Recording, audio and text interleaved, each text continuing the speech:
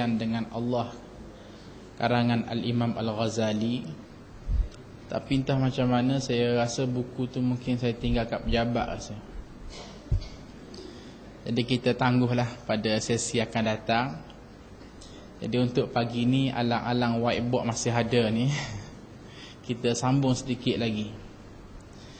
Kita akan menggunakan whiteboard untuk kuliah kita pada pagi ni. Boleh tolong alih ke depan ya.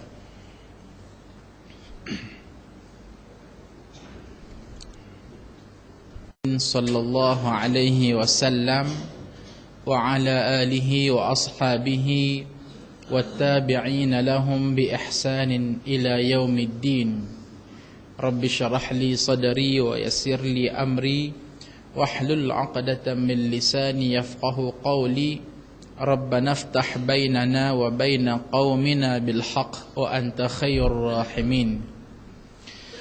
Saudara muslimin dan muslimat sekalian, kalau kuliah sempena open house baru-baru ni, kita belajar berkenaan dengan nilai pahala untuk pengisian tabun akhirat kita, di mana isu yang dilonjak dalam bentuk pahala diterjemahkan dalam bentuk wang.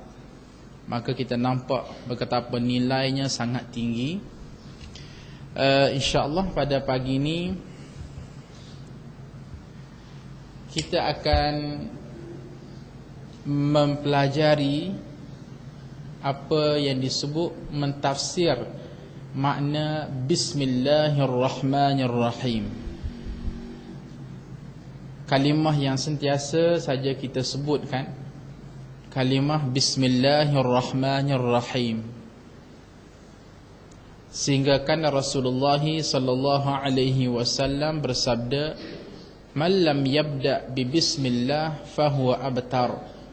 Yang bermaksud barang sesiapa yang tidak memulakan perlakuannya, aktivitinya dengan menyebut Bismillahirrahmanirrahim, fahuwa abtar, maka segala aktiviti dan perlakuannya abtar, terputus daripada rahmat Allah Subhanahu wa taala.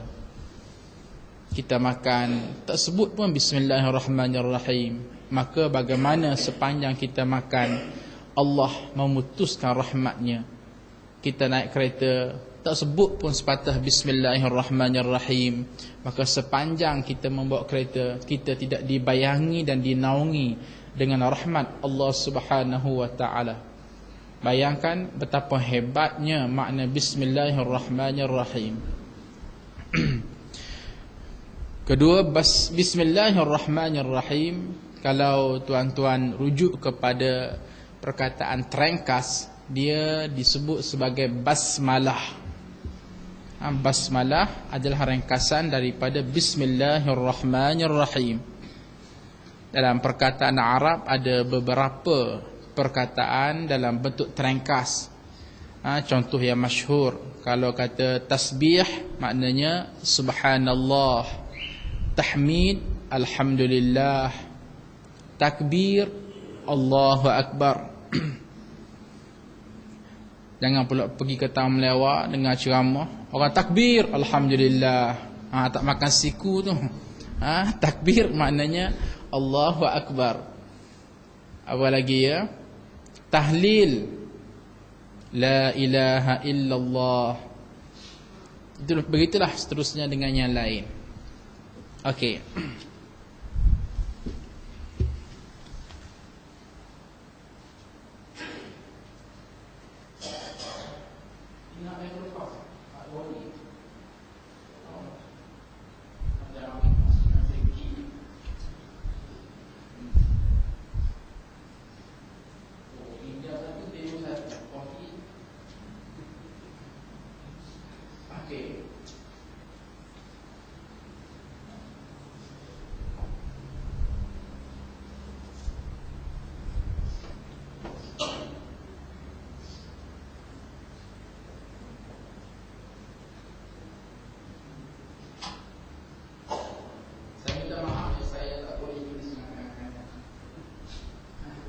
Apa lagi?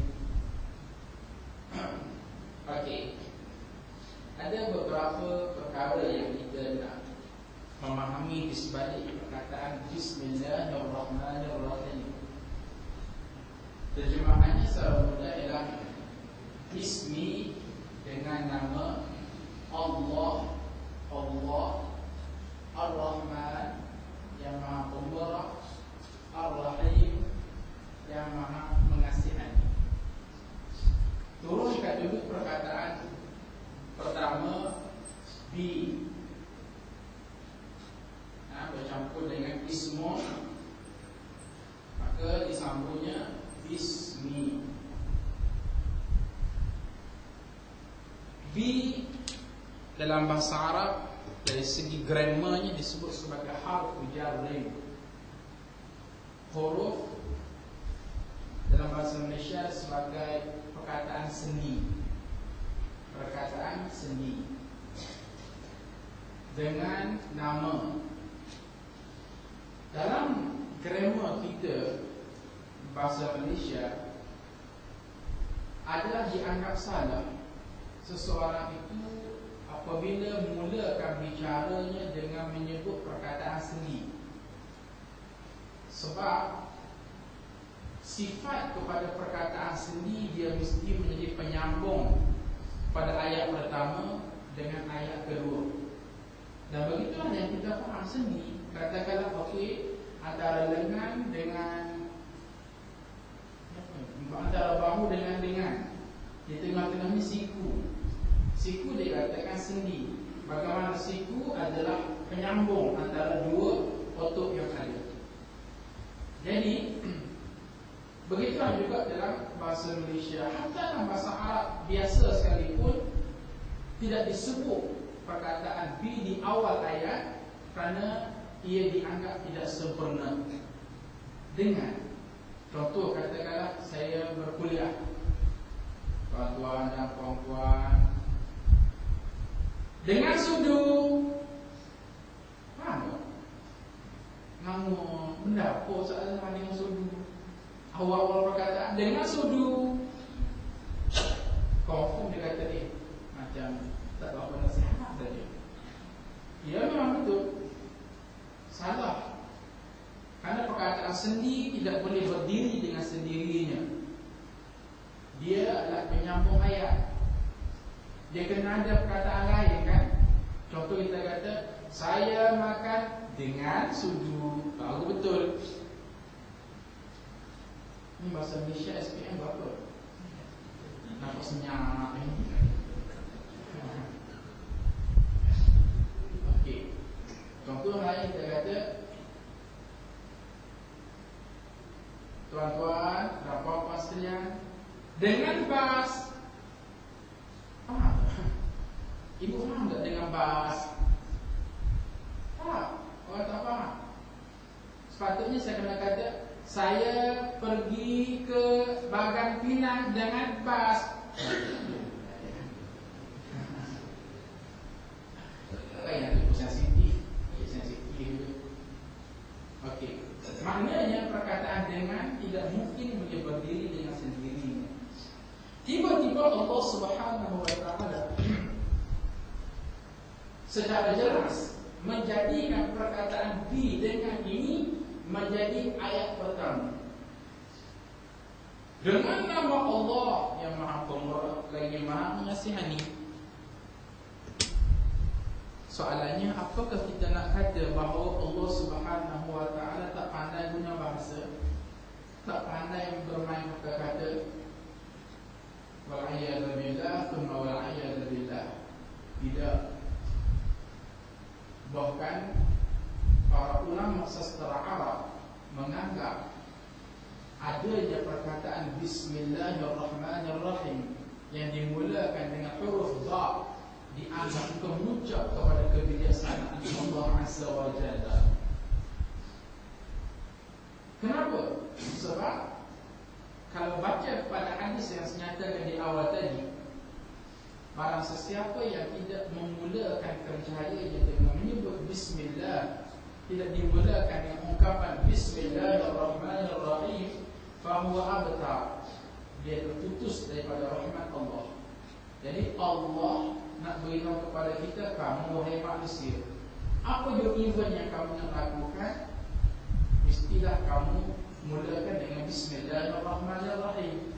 Nak makan, Bismillahirrahmanirrahim. Maknanya saya makan dengan nama Allah Subhanahu wa taala.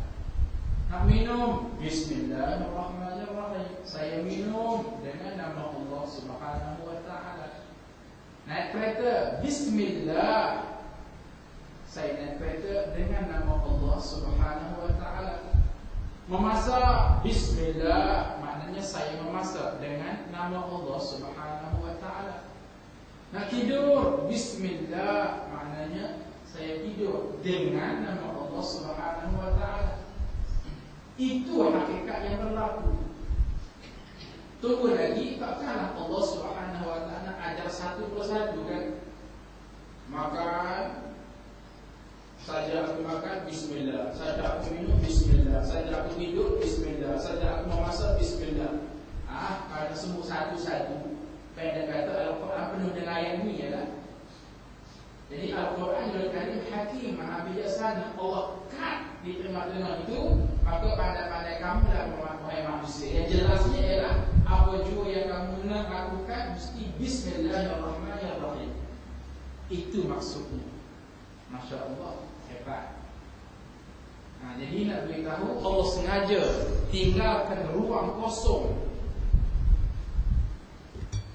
Tinggalkan ruang kosong di sini supaya memberitahu apa juga kelakuan fi'il kita hendaklah dimulakan dengan Bismillah, dengan nama Allah Subhanahu wa taala. Nak menggambarkan betapa seriusnya kita kena sebut Bismillah dalam setiap perlakuan kita. Maka di sini sebutlah kepada mereka yang sebut, lupalah kepada mereka yang lupa. Maka pengajaran pertama pagi ini ialah kita dikehendaki supaya paling-paling tidak, walaupun dalam Islam ini syarat dengan doa. Nak makan ada doanya yang khusus, nak minum ada doanya yang khusus, nak pakai ada doanya yang khusus, nak kenderaan ada yang khusus. Ya, kalau kita boleh baca doa yang panjang yang khusus, itu yang terbaik. Tapi paling-paling kedekut, nah itu dia, paling-paling kedekut, paling-paling komat. Kalau kita nak baca doa yang panjang, maka bacalah doa yang paling pendek, ialah Bismillahirrahmanirrahim. Kita doa ni ialah disebut doa paling masyhur orang makan ya. Yang tu tak alat, semua mendengar betul. Okey. Itu pengajaran yang pertama, Bismillah. Turun yang kedua, Allah. Allah disebut sebagai Lafzul Jalal. Lafaz yang menggambarkan ketinggian, keunggulan dan kehebatan yang tidak ada tolak tandingnya.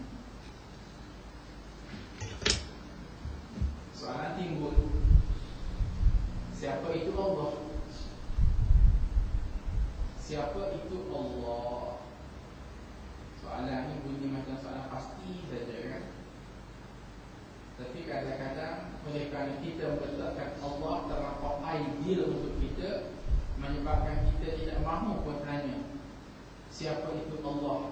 Bimbang atau satu dibidas balik, ni Allah pun tak kenal. Alangkah jahilnya kamu ni.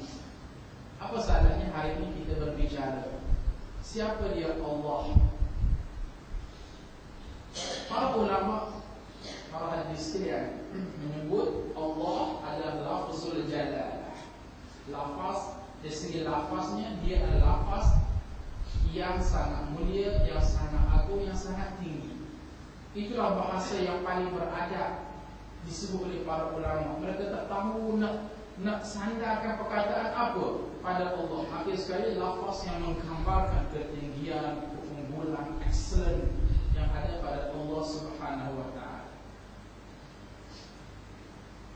Ada satu makna konotasi dalam bentuk yang mudah difaham oleh orang awam, dan ada makna Allah yang dielaboratekan dalam bentuk yang agak sentimental value, menggambarkan nilai Allah Subhanahu wa taala itu sendiri.